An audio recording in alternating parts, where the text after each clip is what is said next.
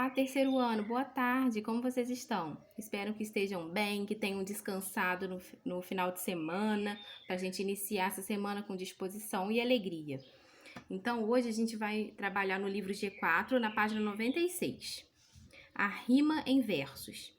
A rima, né, ela é muito importante para ela dar regularidade e ritmo aos versos. Regularidade é dar continuidade aos versos, né?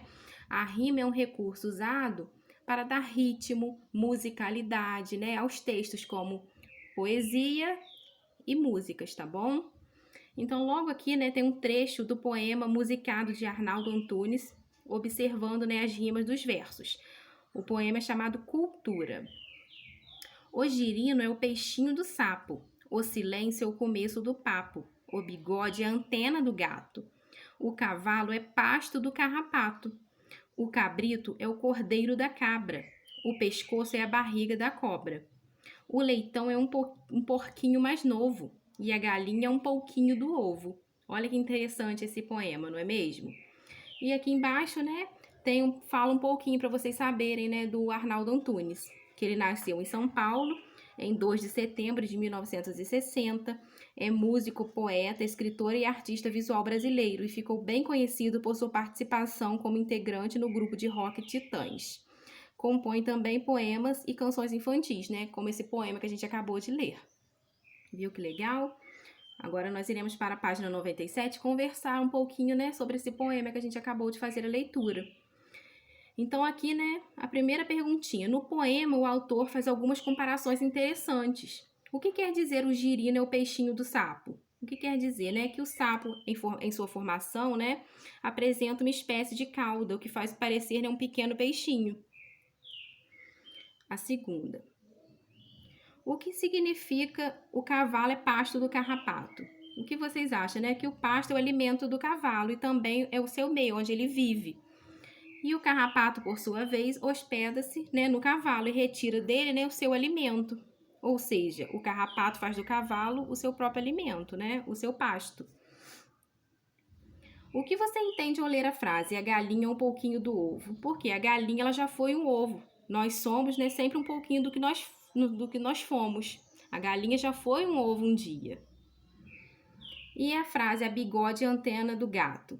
Porque os bigodes do gato, né, servem para aumentar as sensações percebidas pelos animais, né? Eles conseguem perceber as coisas através dos bigodinhos.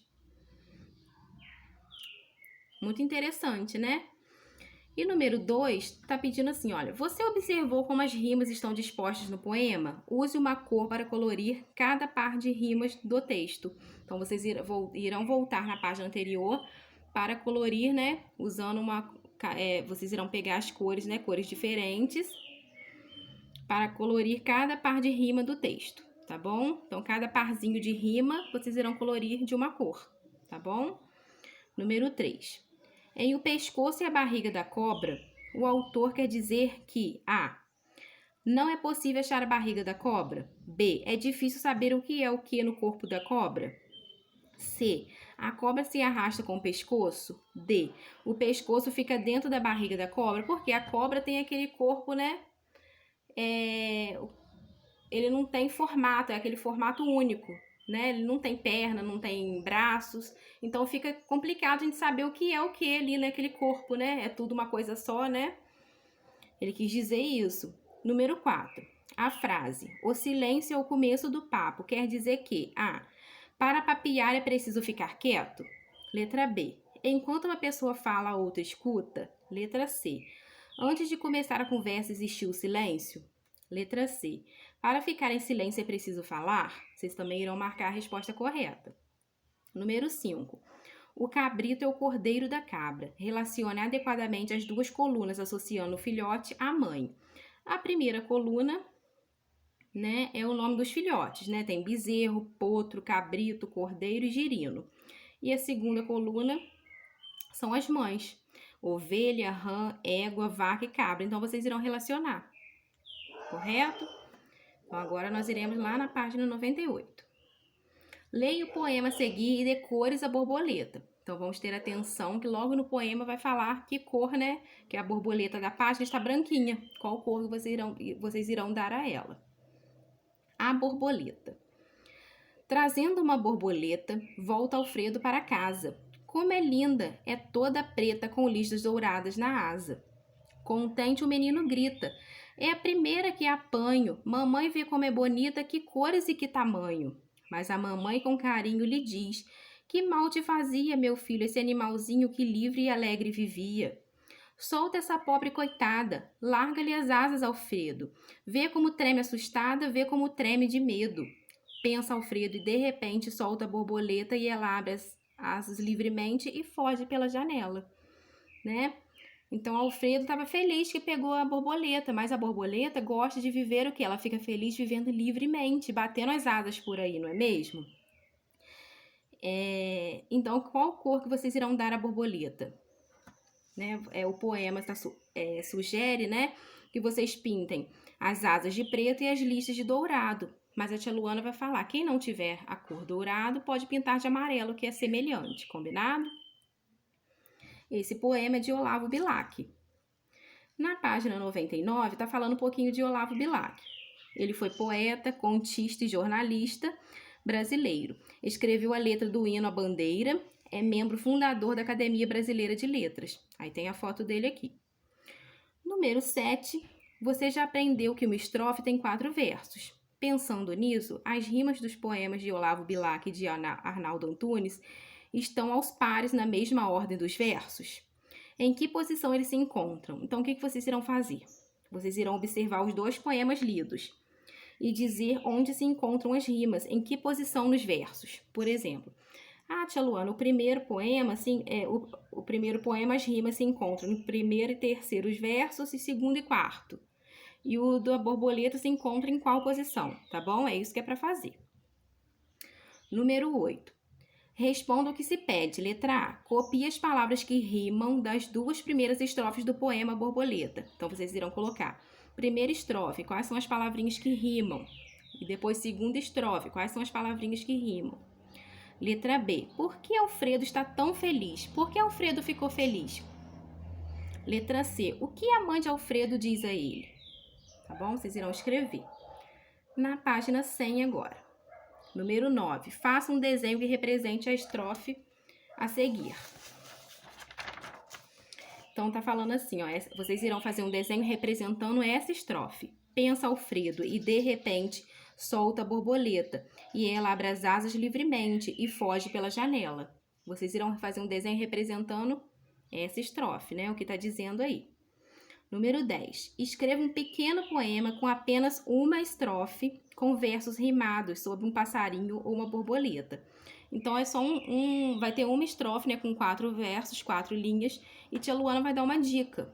Escrevam rimas para as palavras, né? Vocês irão escolher ou passarinho ou borboleta.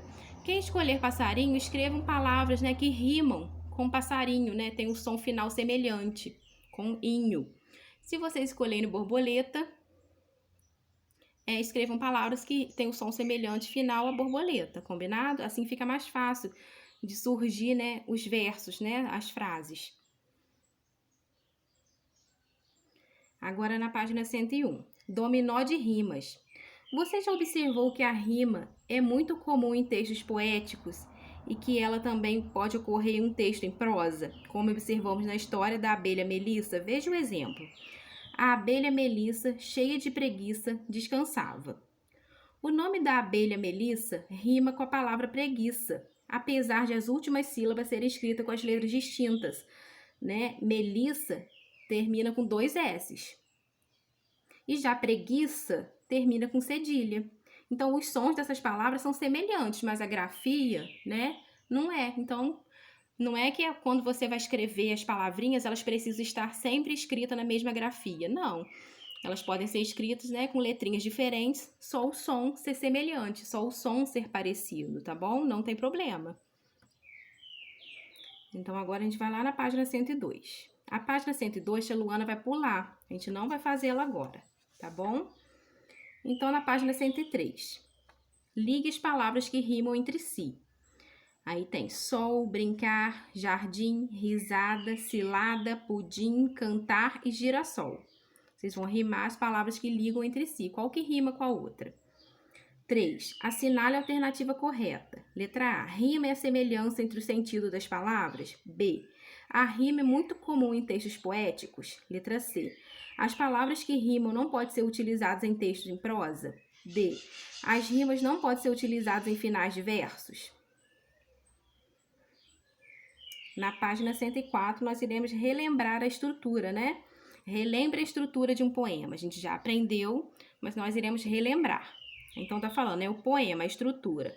Há o uso de versos, né? As rimas geralmente aparecem, os versos formam estrofes e os versos não vão necessariamente até o final da linha, tá bom? Na página 105, vai ser a proposta de hoje. A tia Luana modificou um pouco. Então, tá assim, ó. Vocês irão realizar, né? Aí, vocês vão escrever poemas. Para isso, siga as orientações. Letra A. Escolha um tema sobre o qual você queira escrever um poema. Pode ser natureza, pode ser amor, infância, amizade, tá bom? Tem dicas de tema, né? O tema principal do poema. Letra B. Após escolher o tema, pense em um título para o seu poema, né? Que o poema precisa de um título. Letra C. Em seguida, né? Você pode criar rimas, como a dica que a tia Luana deu. Criando rimas, né? Fica mais fácil de vocês conseguirem montar, né? Os versos, né? As frases do seu poema. E letra D, você também pode criar, né? Tia Luana vai falar, o poema pode ter, né? 2 estrofes, 3 estrofes ou 4 estrofes. Aí ficam a critério de vocês, como vocês preferirem. Tá bom? E não esqueçam de ilustrar, fazer um desenho. Tá bom? Vocês podem ficar à vontade. Vocês irão escolher o tema, vocês irão dar o título, criem rimas para ficar mais fácil. E pode ter, aí vocês, se quiser fazer 2 estrofes com 4 versos cada uma, ótimo. Ah, tia, eu quero escrever mais um pouquinho, eu vou fazer 3 estrofes. Ah, tia, eu quero fazer 4 estrofes. Aí vocês vão ficar à vontade. E a tia vai pedir só para vocês ilustrarem, para ficar bem bonito, combinado? Então, essa será a proposta da aula de hoje. E a página 106, número 2. O esquema a seguir se refere à estrutura de um poema. Assinale a alternativa que complete corretamente. Então, vocês irão marcar a alternativa e completar o esquema, né? Um poema é composto de... E estas são compostas de... A alternativa que está certa, vocês irão completar esse esquema. E número 3. Você gosta de ler poemas? Em caso afirmativo, né? Se vocês gostarem, explique por quê. Por que vocês gostam? Em caso negativo, se vocês não gostam de ler poema, vocês podem falar por quê. Por que vocês não gostam? E diga, né, quais textos que vocês gostam de ler, tá bom? Para a tia Luana saber o gosto de cada um, a preferência de cada um, tá bom? E não esqueçam de enviar as fotos para a tia Luana da aulinha de hoje, combinado? Um beijo, fiquem com Deus e até a próxima aula.